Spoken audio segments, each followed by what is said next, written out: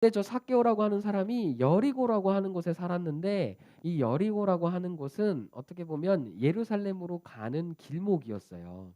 근데 이 여리고 동네의 어떤 분위기를 좀 이렇게 이야기해 준다면 뭐라고 이야기해 주면 좋을까? 그냥 성경에 나온 이야기들, 여리고에 대한 이야기들로만 생각을 해 보면 물론 그게 단정 지을 수는 없지만 그냥 그렇게 생각해 보면 여리고는요. 어 뭔가 길목에 있었어요. 그니까 이리로 가는 사람도 여리고를 지나가야 되고 저리로 가는 사람들도 여리고를 지나가야 돼. 그니까 많은 사람들이 왔다 갔다 하는 자리죠. 그니까 거기에 마음껏 사는 사람들도 있었지만은 외부 그러니까 다른 동네에서 와서 잠깐 머무는 사람들도 많이 있었어요. 그래서 여리고에는 뭐가 많았냐면 강도들이 많았어요.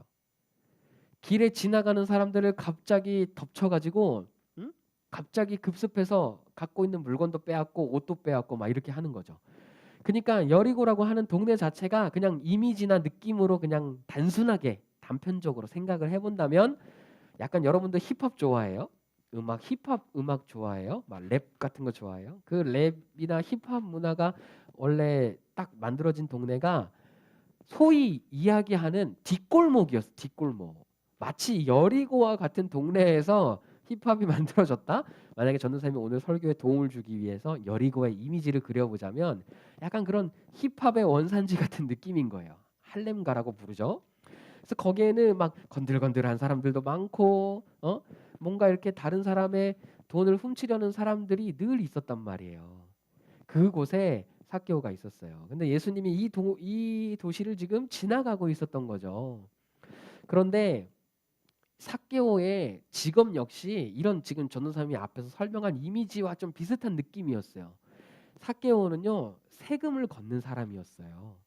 세금을 걷는 사람이었는데 근데 그게 지금 우리나라처럼 정당하게 세금을 걷는 게 아니고 옛날에 이스라엘은 로마의 지배를 받고 있었어요. 로마의 식민지였거든요. 근데 거기에 로마 사람들에게 바쳐야 할 그 세금을 이스라엘 사람들로부터 걷어가지고 이렇게 자기가 이익을 취하고 그리고 일부를 또 로마에게 바치는 그러니까 이게 되게 나쁜 말로 나라를 팔아먹은 사람으로 취급을 받았던 사람이 바로 삭개오였단 말이에요. 우리 친구들 우리나라는 어때요? 지금 우리 지난주에 3.1절 맞이했었어요. 그렇죠? 독립운동 많이 했던 독립운동을 했던 정말 존경하는 우리 독립투사들에 대해서 이야기를 많이 듣고 봤을 거예요. 우리나라도 불과 진짜 몇십 년 전만 해도 일본이라고 하는 나라의 식민지였잖아요. 일본이 강제적으로 우리나라의 국권을 빼앗아 갔죠. 정말 수많은 사람들을 나쁘게 죽였고 수많은 사람들의 재산을 빼앗았어요. 정말 우리가 그 당시에 일본에게 당했던 그 모든 일들을 하나하나 생각해 보면 정말 너무 가슴이 아프고 분하고 얼마나 화가 나는지 몰라요. 우리 나라를 그때 그 일본이 우리나라의 국권을 강제적으로 가져갔을 때 빼앗아 갔을 때 그때 우리 한국 사람으로서 일본에게 우리나라를 팔아먹었던 사람들이 있어요. 그걸 우리는 친일파라고 부르죠. 일본이랑 친한 무리, 친일파 이렇게 부른단 말이에요. 근데 그 사람들이 정말 못된 짓 많이 했거든요. 그러면 우리 나라를 팔아먹었다고 하는 게 무슨 말이냐면 이를테면 이런 거예요. 일본에 여러분 이런 말 들어봤나? 앞잡이 이런 말 들어봤어요? 앞잡이? 일제 강점기 때 정말 우리나라를 일본에게 바치기 위해서 앞잡이가 되어서 우리나라가 갖고 있는 어떤 비밀들이나 이런 것들을 계속 정보를 넘기고 자기는 목숨을 부지하면서 돈을 받았던 이런 사람들이란 말이에요. 여러분 지금 전도사님이 아주 짧은 시간이지만 이렇게 일제 강점기에 대한 친일파에 대한 이야기를 했을 때 여러분 기분이 어때요? 모르긴 몰라도 우리 대한민국 사람으로서 우리나라의 어떤 국권을 강제적으로 빼앗기고 그리고 수많은 사람들이 죽었고 괴롭힘 당했어요. 이것만 생각해봐도 막 화가 나잖아. 근데 그때 그 앞잡이와 같은 그런 역할을 했던 사람이 바로 저 삭개오란 말이에요. 삭개오에 대한 어떤 감정이 조금이나마 느껴지세요? 그런 사람이었단 말이에요. 왠지 서진이가 쓴 댓글을 보면은 부글부글이 같은데 왜 나는 보글보글이 생각나지? 그렇지, 부들부들한 거야. 진짜 치가 떨리죠. 정말 잡아서 어떻게 혼내주고 싶고. 그러니까 주변에 있는 사람들도 삭개오를 너무너무 미워했어요. 어유 저 나라를 팔아먹은 나쁜 놈 막 이렇게 하면서 정말 저 표정들 보세요. 얼마나 표독스러운지. 사기꾼, 욕심쟁이 막 이렇게 이야기한 거예요. 그렇죠? 매우 매우 힘들었겠죠. 근데 삭개오도 어쨌든 간에 뭐 나쁜 건 맞아요. 잘못한 게 맞죠.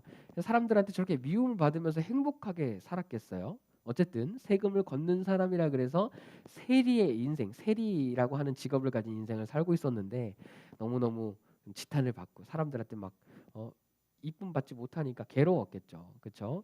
물론 뭐 그전에는 삶이 좋게 좋게 행복하게 살았는지 모르겠지만 어쨌든 저렇게 뭔가 사회적으로 소외를 당한 거지. 이스라엘 사람들이 삭개오를 저렇게 멀리 두고. 근데 하루는 그 지역, 삭개오가 살고 있던 지역에 예수님이 지나가시는 거예요. 여리고에 오셨다라는 소문이 들리는 거예요. 삭개오가 그 마음속에는 항상 뭔가 이 일을 그만두고 싶다라는 생각이 있었던 것 같아요. 그래서 예수님이 오신다는 이야기를 듣자마자 바로 예수님을 보기 위해서 달려갔어요. 근데 뭐 어떻게 이미 예수님은 지금 우리가 말씀 읽는 이 시점만 보면 벌써 앞에서 뭐 진짜 여러 가지 기적들을 다 일으키시고 오시니까 사람들이 바글바글하게 예수님 주변 둘러싸고 쫓아온 거예요. 응? 얼마나 사람들이 많았으면 삭개오가 접근을 할 수가 없어. 근데 삭개오는 또 키가 하필 작았던 거예요. 다른 사람들보다 보시면 키가 작죠. 그렇죠? 그래서 막 다른 사람들은 예수님의 제자들이나 일반 여리고 사람들은 예수님을 보면서 막 저렇게 즐겁게 이야기를 하는데 자기는 가까이 갈 수도 없고 보이지도 않으니까 너무 답답했던 거야.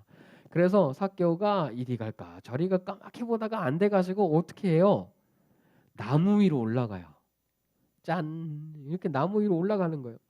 나무 위로 올라가 가지고 예수님을 보려고 저렇게 있는 거예요. 얼마나 저 모양이 우스꽝스러워요. 그쵸?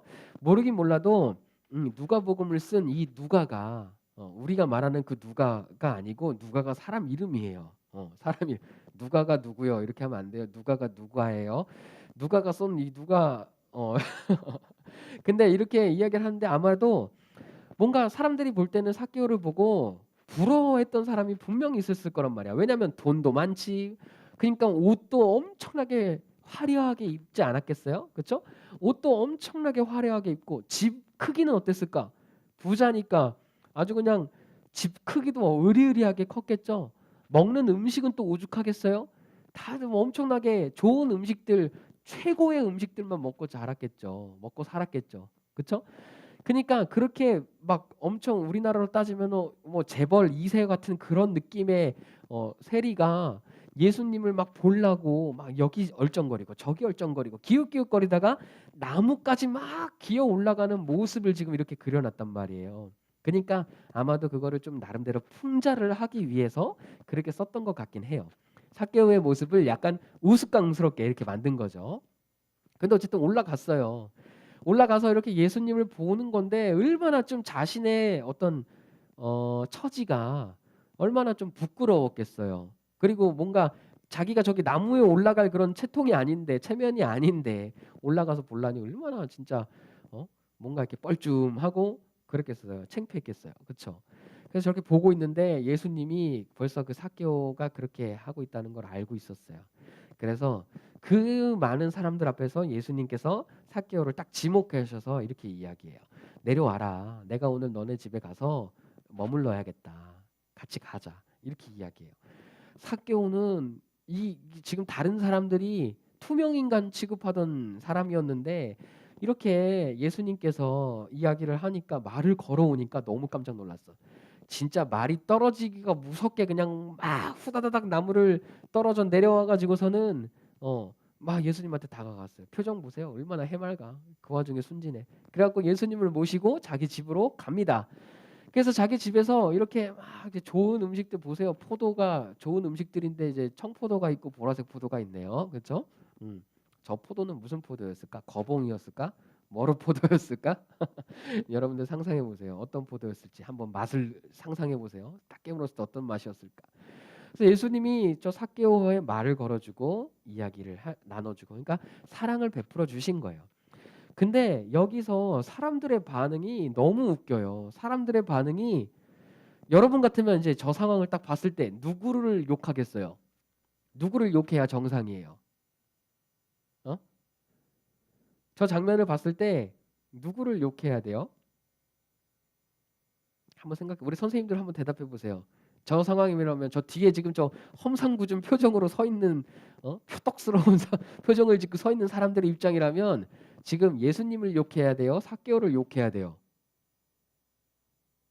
삭개오가 욕을 먹어야 돼요. 맞아. 삭개오 저 나쁜 놈 어디 감히 예수님을 막 이렇게 이야기해야 되는데 저 사람들 진짜 웃겨요.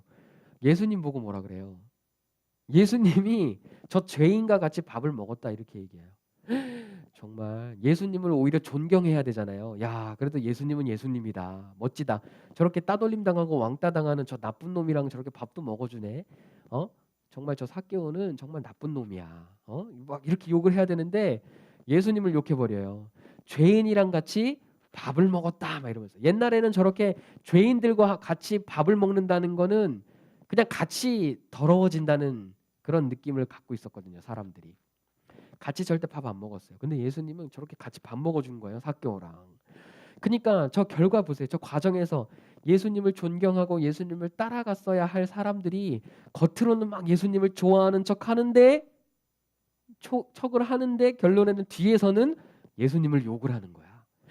그러니까 이게 얼마나 못된 사람들이야. 앞에서는 막 와 예수님 멋져요 사인해 주세요 막 쫓아오다가 뒤에서는 저보라고 저거 내가 저럴 줄 알았다고 예수님 뭔가 있다 그랬더니 뒤가 구리다 그러더니만 죄인이랑 같이 밥을 먹네. 역시 예수님은 죄인이었어. 막 이렇게 욕을 하는 거야. 저 사람들은 진정한 친구예요 아니에요? 아닌 거죠. 자 근데 저 보세요. 예수님이 저렇게 사랑을 베풀어주고 관심을 베풀어줬을 때 삭개오에게 어떤 변화가 일어났느냐? 삭개오가 저렇게 예수님을 그러니까 자기와 같이 말을 걸어주고 자기와 같이 밥을 먹어주는 예수님이 너무 감사하고 아마 밥을 먹으면서 이런저런 이야기를 나눴겠죠. 그러면서 이렇게 얘기하겠네요. 8절 말씀해 보면 삭개오가 주님한테 이렇게 이야기하는 거예요. 뭐라고 이야기하냐면 내 소유의 절반을 가난한 사람들한테 나눠주겠다. 그리고 자기가 누구 거를 이렇게 빼서 속여갖고 뺏은 재물들이 있는데 그거를 네 배를 갚겠다. 네 갑절이라고 하는 말은 네 배예요, 네 배. 여러분들이 1,000원을 이렇게 뺏었으면 4,000원으로 갚겠다는 거예요. 10,000원을 빼앗았으면 40,000원으로 갚겠다라는 거예요. 삭개오가 그냥 제가 잘못했어요. 다시는 안 그럴게요. 말로만 회개한 게 아니라 저렇게 행동으로 회개를 하고 자기의 재산 그렇게 나쁜 짓을 하면서 모았던 그 재산을 다 갖다가 이제 가난한 사람들한테 나눠주면서 자기 것을 포기하고 그리고 자기가 훔친 사람들에게 오히려 훔친 것만 돌려주는 것뿐만 아니라 네 배로 갚겠다. 이렇게 이야기하니까 정말 파격적인 거 아니에요? 그쵸? 여러분 회개라는 것은 바로 저렇게 하는 거예요. 잘못했으면요 저렇게 하는 거예요. 잘못한 게 있으면 자기가 솔직하게 이야기하고 자기가 잘못한 거에 대해서 저렇게 책임을 지면 되는 거예요. 우리 친구들도 혹시나 잘못한 게 있으면 저렇게 하는 거고 혹시 또 여러분들 친구들 중에 잘못한 친구가 있으면 예수님처럼 저렇게 대해주는 일이 중요합니다. 무슨 말인지 알겠어요? 자, 이 이야기의 결말을 보세요. 삭개오가 저렇게 변화. 자, 그럼 여기서 진정한 친구는 지금 도대체 어떻게 된 거예요? 예수님 앞에서 막 예배 잘 드리고 예쁜 모습으로 앉아 있었던 예수님 앞에서 막 해맑게 웃고 있었던 그 사람들이었어요? 아니면 자기가 이전에는 잘못했지만 그 잘못한 모든 것을 당장 포기하고 자신의 재산을 다 절반 이상을 나눠주고 네 배씩 갖고 자기는 뭐가 남아? 가난해지고 거덜나게 생겼지만 그럼에도 불구하고 그게 옳다라고 생각하니까 그렇게 살기로 다짐했잖아요. 자, 그런 삭개오가 진짜 친구예요? 누구예요? 예수님을 따랐던 사람들이에요? 삭개오예요?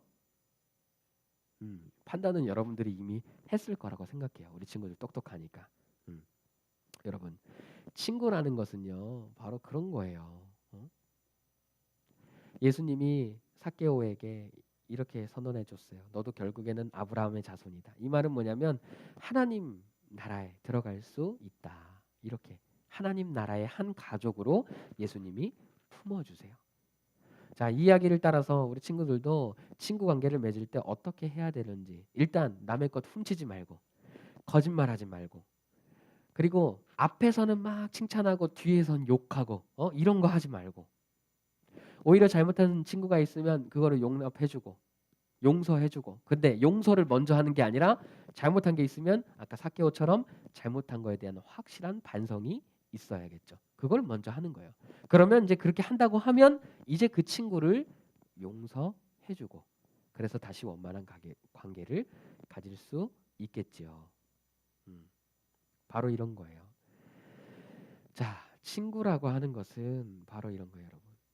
여러분, 그러니까 오늘 이 이야기를 통해서 그냥 한편의 이야기로 듣고 넘어가지 말고, 내가 어떤 사람이 될 것인가라고 했을 때 예수님 같은 사람이 될 것인가, 아니면 삭개오 같은 사람이 될 것인가, 아니면 아까 그 예수님을 따랐던 그 제자들, 그 사람들, 삭개오를 욕하고 예수님을 비방했던 그런 사람의 모습으로 살아갈 건가. 선택은 여러분들이 하는 거예요. 자, 여러분들은 어떤 사람의 모습으로, 어떤 친구로 살아갈래요?